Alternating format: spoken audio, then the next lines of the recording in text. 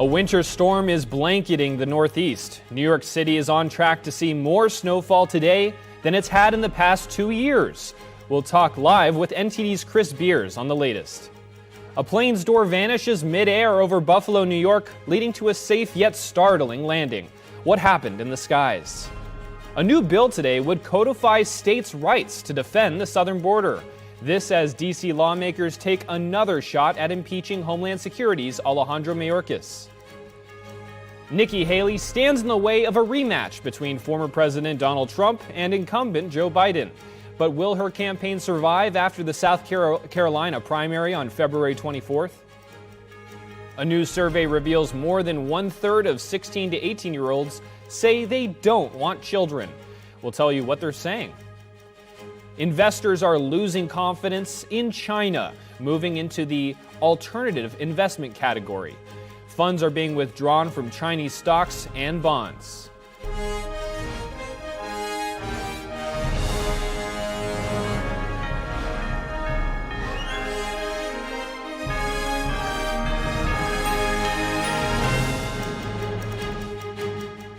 Welcome to NTD Newsroom. I'm Jack Bradley. A winter storm is dumping snow on New York City and other parts of the Northeast today.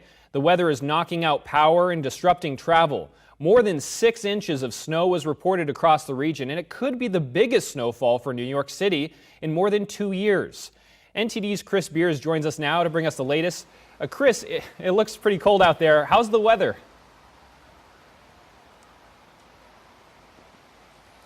Hey, Jack. Yeah, I'm here in New York City in Central Park, where winter is back with a vengeance. We just had a nor'easter that stretched from north of Philadelphia to south of Boston. We had about 6 to 8 inches of snow in some places. In some areas, it even was at about 21 inches of snow max. The snow was coming down at about 1 to 3 inches per hour. So if you cleaned off your car at one point, the part where you started would have been covered in snow a little bit by the time you finished. The snow is this thick, heavy snow. So when it gets on the branches, some of the branches will crack and then crush the power lines. So we've seen over 100,000 power outages in the area, 1,000 flights canceled, and hundreds of car accidents this morning. But it did create some beautiful scenery here in Central Park. Let's hear what people in Central Park have to say about that. Believe it, I think it's terrific. They should come. It feels so good to go sledding again because I thought this would be useless. I love it. I'm so excited. I love the snow. I don't love the snow, but but I'm happy to see that it's snowing. Very scenic. A bit of a concern that we've got to fly back to the UK later on today, but I think you guys clear the snow a lot better than what we do in the UK. We only came for 4 days, and when we found out it was snowing today, it's like, wow. Have you seen the snow in New York City? No, first time. So I feel pretty fortunate, yeah. Great. What are you guys doing today? We're looking around Central Park. We're going to go on the High Line, and then we're going to see the Brooklyn Nets tonight. Yeah, Jack, the storm is pretty much wrapping up in most places. It should be sunny weather tomorrow, so make sure you get out and enjoy the beautiful scenery with the snow all lit up. But, tonight it could be below freezing with the windshield. So if you're outside, be really careful when you're driving. Try to stay home if you can. And that's all from me in New York. Back to you, Jack. Chris, thank you for that update. Stay warm out there. Authorities are on the hunt now for a missing aircraft part. That's after a small plane lost a door mid-flight over Buffalo, New York last night. The single-engine Diamond DA-40 with 2 people on board reported losing the left rear passenger door while flying over Buffalo. Following a distress call to air traffic control, in an audio recording, the pilot alerted with, "We have an emergency, we're heading back," later clarifying, "We lost our rear door." The aircraft made an emergency return to Buffalo Niagara International Airport, landing without incident. Now, there's no injuries or property damage reported. Local police and the Federal Aviation Administration are investigating. Diamond Aircraft, based in Austria and specializing in aviation aircraft and motor gliders, became a branch of China's Wanfeng Aviation in 2017. A new House bill being presented today would codify states' rights to defend the southern border. This as Georgia Governor Brian Kemp prepares to send more resources to the southern border. NTD's Arian Pazdar has more. Florida Representative Matt Gaetz today introduced the State Border Security Act. The bill would prohibit the federal government from removing any fencing set up by state governments within 25 miles of the southern border. Representative Gates told the Daily Caller that since the Biden administration refuses to take action, Congress must empower states to defend themselves. Meanwhile, Georgia today is set to send more resources to Texas. State lawmakers recently passed 2 resolutions condemning President Biden's border policy. Governor Brian Kemp can now send more National Guard troops to the southern border. He's expected to give more details later today in a scheduled announcement. Ariane Pastar, NTD News. House Republicans will take another shot at voting to impeach Homeland Security Secretary Alejandro Mayorkas today after their motion was defeated last week. Republicans are vowing to try again once House Majority Leader Steve Scalise returns to work. Scalise missed the first vote because he was receiving cancer treatment. GOP lawmakers want to remove Mayorkas for his handling of the border, saying he failed to enforce immigration law. Democrats are denouncing the impeachment, calling it political posturing. Over in the Senate now, lawmakers passed a $95 billion foreign aid bill with funding for Ukraine and Israel. 22 Republicans voted with nearly all Democrats in favor of the package, which includes $60 billion of support for Ukraine, $14 billion for Israel, $9 billion for humanitarian aid for Gaza, and $8 billion to Taiwan. The passage now sets up a showdown with the House. Senate Majority Leader Chuck Schumer says there is a bipartisan support in the House for the measure. He says it sends a strong message of support to our allies. And we send a clear bipartisan message of resolve to our allies in NATO.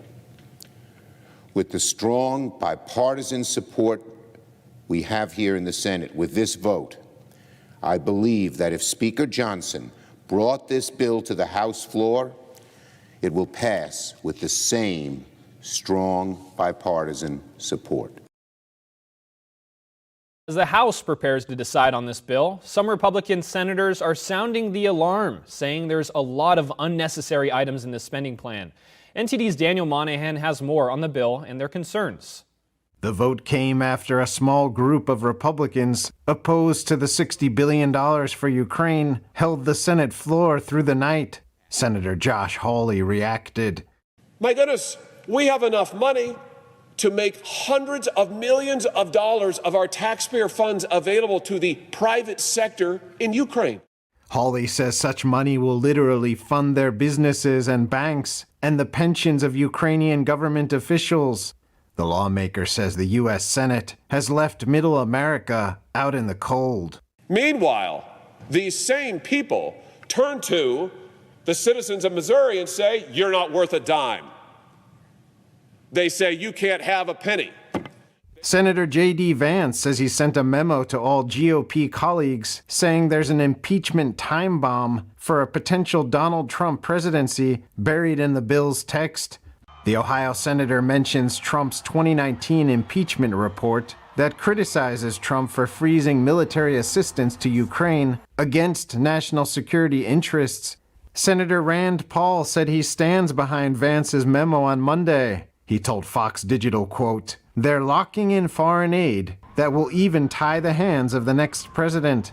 More than a dozen Republicans voted with almost all Democrats to pass the package 70-29. Those in support argued that abandoning Ukraine could embolden Russian President Vladimir Putin and threaten national security across the globe.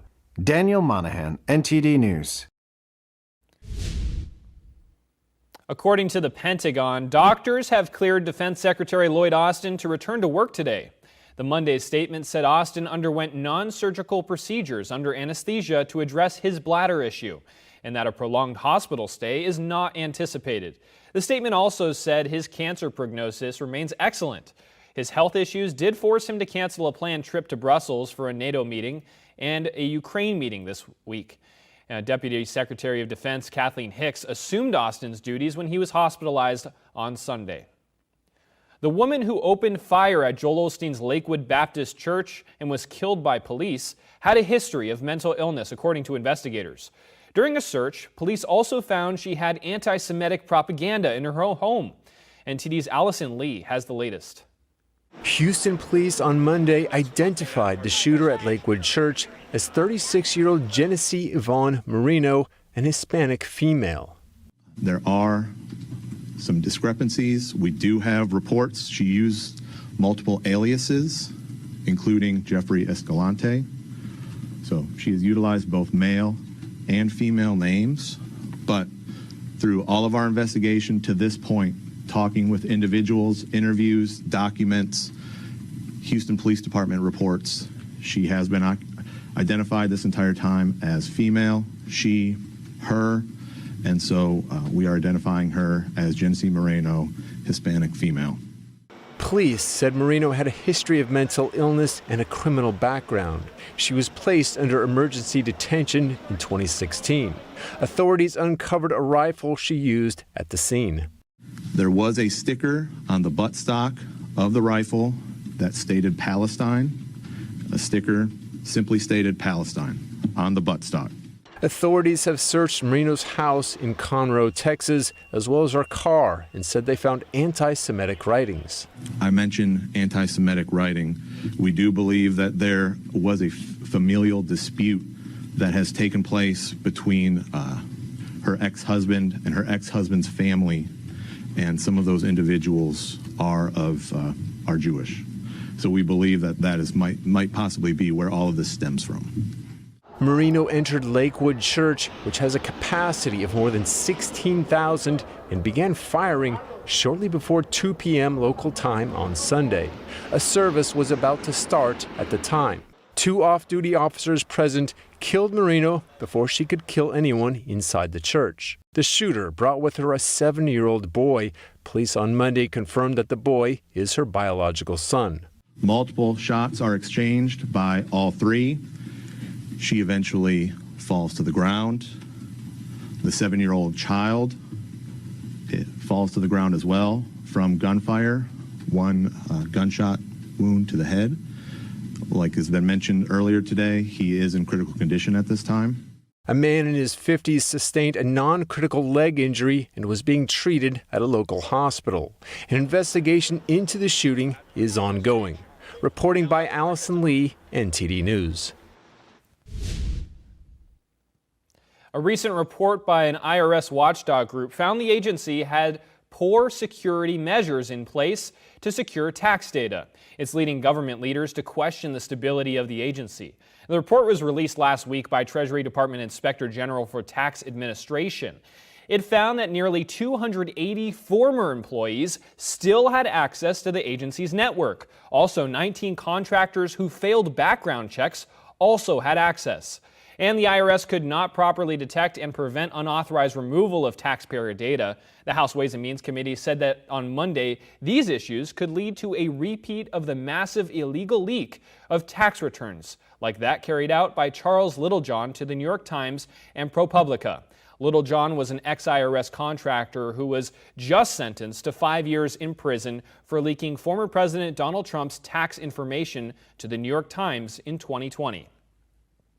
Is the idea of the nuclear family in danger of becoming extinct? An online survey finds a growing number of teens, more than 1/3 of 16 to 18-year-olds, say they don't want children. Researchers with University College London say a number of factors are keys to why teens and young adults aren't looking to create families. Among them are global instability, negative associations with pregnancy, the prospect of parenthood as well. Now, other concerns include the cost of raising children and global overpopulation and losing their independence. Some say they want to be empty nesters because they see children as an inconvenience. Out of the 931 students, 338 of them say they did not want to have children. In fact, the University College London's recent survey showed 36% of teens don't want to start a family. With the South Carolina Republican primary just 2 weeks away, Nikki Haley is the only candidate standing in the way of a rematch between former President Donald Trump and incumbent Joe Biden. But if the former governor loses in her home state, it could mean the end of her campaign. NTD's Andrew Thomas reports. Former President Donald Trump will likely receive the Republican nomination for president, but his last remaining opponent is refusing to step aside. Conservative publisher Jeff Webb believes her campaign is already over. What is Nikki Haley's strategy, and does she have a path to the nomination going forward? To me, the only strategy it could be is that she's really planning that, Trump may somehow be disqualified through legal means or whatever. I don't think there's any way that if Trump stays in the race, he's allowed to stay in the primaries, that she ends up beating him. Haley has said she plans to stay in the race through Super Tuesday on March 5th, but Webb says her campaign likely won't last that long. South Carolina Governor Henry McMaster, Senator and former candidate for the nomination Tim Scott, Congresswoman Nancy Mace, and other political leaders in the state have endorsed Trump. She's going to get her clock cleaned in her home state here shortly. Then you're looking at Super Tuesday. All the polls show Trump way up and all those. There is no classical strategic approach to a path that works. Haley has also questioned Trump's mental fitness as well as Biden's as part of her campaign. How might the special counsel's report on Biden's handling of classified documents impact Haley's strategy? I don't know how direct or how subtle it will be. She's going to try to tie the question of Trump's age to how Biden was described by the special counsel, which to most people should be frightening.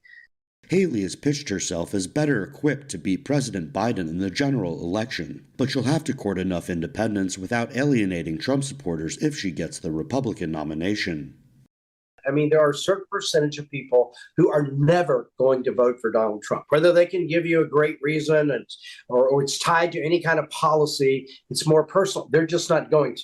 Will she bring some of those people, the more moderate, quote, moderate voters? Possibly. But I think that will be offset by the loss of the more conservative base. Haley and Trump will compete for South Carolina's 50 delegates on February 24th. Andrew Thomas, NTD News. When we come back, tensions escalate between Russia and the European Union following the EU's move to use profits from frozen Russian assets to rebuild Ukraine. One Russian leader is calling the seizure outright theft and is threatening to take serious action against the EU if it happens. Investors are losing confidence in China, moving it into the alternative investment category. Funds are being withdrawn from Chinese stocks and bonds. Lab-grown diamonds for Valentine's Day are a popular choice with affordable price tags. After the break, we'll tell you about why there are concerns about their varying sustainability and a lack of transparency in the production process. Did you know the government can essentially rob you in plain sight?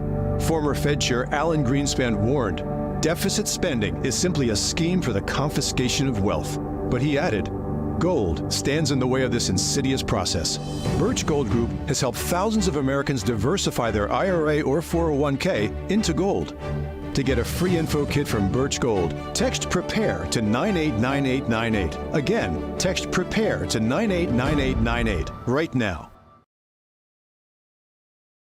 What if you could whiten your teeth by simply brushing your teeth? Now you can with Smile Actives, the teeth whitening breakthrough that safely gets your teeth white and keeps them white every day, just by brushing your teeth. I never thought that whitening my teeth could be so easy. I just put the gel on the brush, the toothpaste on it, brush, and I can see my white teeth. Simply add Smile Actives to any toothpaste and our patented PolyClean technology activates into a powerful microfoam that penetrates into the enamel surface to safely lift and remove stains. You need a simple way to whiten your teeth.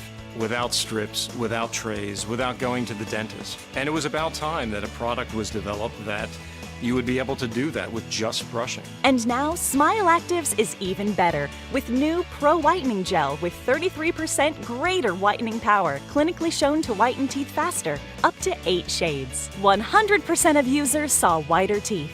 on food stains, coffee and wine stains, even on veneers, crowns, and dentures. I eat the blueberries, I drink the coffee, and I know that Smile Actives will keep my teeth white every day. If you could use something so easy like Smile Actives to take yellow teeth to white teeth, why wouldn't you? Why spend hundreds of dollars for whitening treatments at the dentist when now you can whiten your teeth with new Smile Actives Pro Whitening Gel every time you brush your teeth? Call or go to smileactives.com and for a limited time get new Pro Whitening Gel for just $24.95.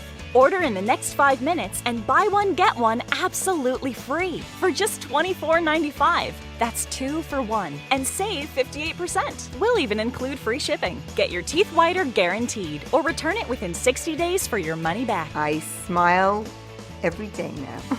The difference is literally night and day. So now I'm always smiling, always choosing, because now my teeth are much whiter. This offer is not available in stores, so call or click now before the special buy one, get one free offer goes away. When it comes to making plans, you are the best. What about those barbecues you plan in detail for your family? Or your daughter's first costume party? It was out of this world. The same way you plan each detail for those moments, start planning to protect you and your loved ones from a natural disaster. Sign up for local weather and emergency alerts. Prepare an emergency kit and make a family communications plan. Protecting your family is the best plan you can make.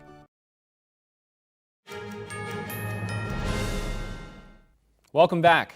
Tough talk from Russia today following a move by the European Union on Monday to use billions in seized assets to fund rebuilding Ukraine. Russia's foreign ministry spokeswoman declared this is theft. It's the appropriation of something that doesn't belong to you. She emphasized that Russia's response would be very tough. Russia's response follows the seizure of $300 billion worth of its assets by both the European Union and the United States in 2022. It's a consequence of Moscow's decision to invade Ukraine. The new law will utilize any windfall profits from frozen Russian assets for Ukraine's rebuilding.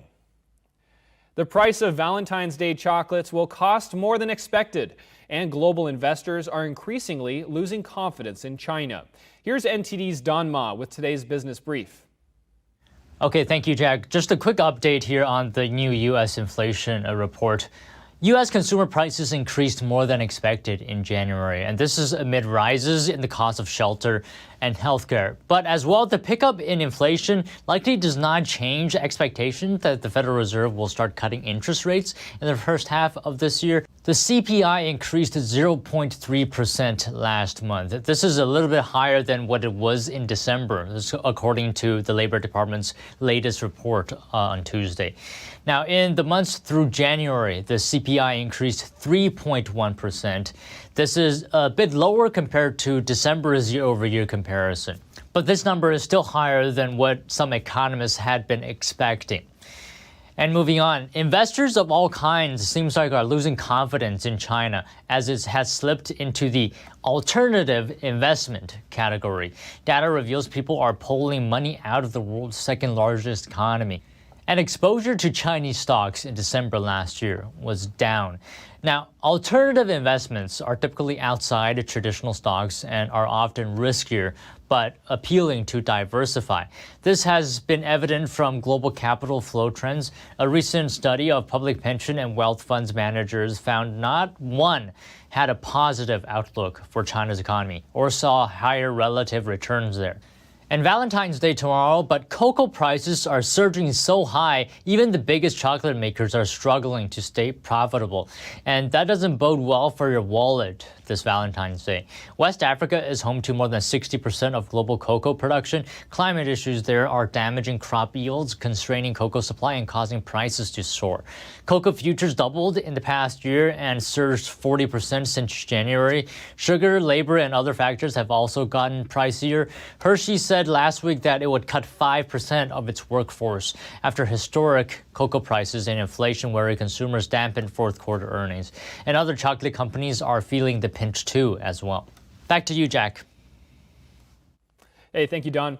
A hot pick for Valentine's Day is always diamonds. Affordable lab-grown ones are becoming more popular. However, questions are arising about their sustainability, with some professionals noting a lingering lack of transparency in how they're made. NTD's David Vivez brings us the details.